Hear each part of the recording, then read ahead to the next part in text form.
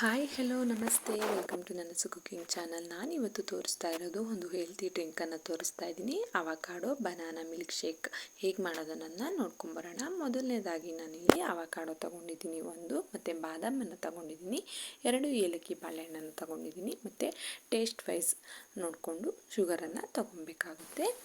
Next ನಾನು ಇದಕ್ಕೆ ಮಿಲ್ಕನ್ನು ತೊಗೊಂಡಿದ್ದೀನಿ, ಮತ್ತು ಅವಕಾಡೋನ ಮಿಕ್ಸಿ ಜಾರಿಗೆ ಹಾಕ್ಕೊಂಡಿದ್ದೀನಿ, ಮತ್ತು 2 ಬಾಳೆಹಣ್ಣನ್ನು ಸಣ್ಣದಾಗಿ ಹೆಚ್ಚಿ ಹಾಕ್ಕೊತಾ ಇದ್ದೀನಿ. ಏಲಕ್ಕಿ ಬಾಳೆಹಣ್ಣಾಗಿರುತ್ತೆ ಇದು. ನಿಮ್ಮ ಪಚ್ಚ ಬಾಳೆಹಣ್ಣು ಬೇಕಂದರೆ ಹಾಕ್ಕೊಬೋದು, ನಿಮ್ಮ ಟೇಸ್ಟ್ ವೈಸ್ ಯಾವ್ದು ಬೇಕಂದ್ರೆ ಹಾಕ್ಕೊಬೋದು. ನೆಕ್ಸ್ಟು ನಾನಿಲ್ಲಿ ಬಾದಾಮನ್ನು ಹಾಕ್ಕೊಂಡಿದ್ದೀನಿ, 10ರಿಂದ 15 ಬಾದಾಮು, ಮತ್ತು ಶುಗರನ್ನು ತೊಗೊಂಡಿದ್ದೀನಿ. ಅದು ಅಷ್ಟೇ ನಿಮ್ಮ ಟೇಸ್ಟ್ ವೈಸ್ ಎಷ್ಟು ಬೇಕೋ ಅಷ್ಟು ತೊಗೊಬೋದು. ನೆಕ್ಸ್ಟ್ ನಾನು ಇದಕ್ಕೆ ಹಾಲನ್ನು ಆ್ಯಡ್ ಮಾಡ್ಕೊತಾ ಇದ್ದೀನಿ. ಹಾಲು ಜಾಸ್ತಿ ಏನು ಆ್ಯಡ್ ಮಾಡ್ಕೊಂಡಿಲ್ಲ, ಜ್ಯೂಸು ತಿಕ್ಕಾಗಿ ಐಸ್ ಕ್ರೀಮ್ ಎಷ್ಟು ಇರುತ್ತೋ ಆ ಪ್ರಮಾಣದಲ್ಲಿ ಬಂದರೆ ಸಾಕಾಗುತ್ತೆ. ಆವಾಗೇ ಅದು ತುಂಬ ಟೇಸ್ಟಾಗಿ ಆಗೋದು.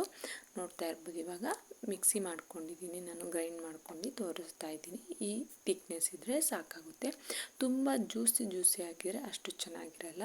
ನೋಡ್ತಾ ಇರ್ಬೋದು, ಇಷ್ಟು ತಿಕ್ಕಾಗಿ ಮಾಡಿಕೊಂಡ್ರೆ ತುಂಬ ಇದು ಸ್ಪೂನಲ್ಲಿ ತಿನ್ನೋದಕ್ಕೂ ಅಷ್ಟೇ ತುಂಬಾ ಚೆನ್ನಾಗಿರುತ್ತೆ ಈ ಮಿಲ್ಕ್ ಶೇಕು. ಇದಿಷ್ಟೇ ಸಿಂಪಲ್ ಆ್ಯಂಡ್ ಈಸಿ. ನೋಡ್ತಾ ಇರ್ಬೋದು ಯಾವ ರೀತಿಯಾಗಿದೆ ಅಂತ.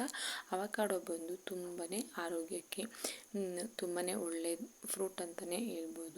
ವೆಯ್ಟ್ ಲಾಸ್ ಮಾಡೋದಕ್ಕೆ ಎಲ್ಲದಕ್ಕೂ ತುಂಬಾ, ಮತ್ತು ಸ್ಕಿನ್ ಪ್ರಾಬ್ಲಮ್ಸ್ ಏನಾದರೂ ಇದ್ದರೆ ತುಂಬಾ ಒಳ್ಳೆ ಡ್ರಿಂಕ್ ಅಂತಲೇ ಹೇಳ್ಬೋದು. ಒಮ್ಮೆ ಟ್ರೈ ಮಾಡಿ ನೋಡಿ. ವಿಡಿಯೋ ಇಷ್ಟ ಆದರೆ ಲೈಕ್ ಮಾಡಿ, ಶೇರ್ ಮಾಡಿ, ಕಮೆಂಟ್ ಮಾಡಿ. Thank you for watching.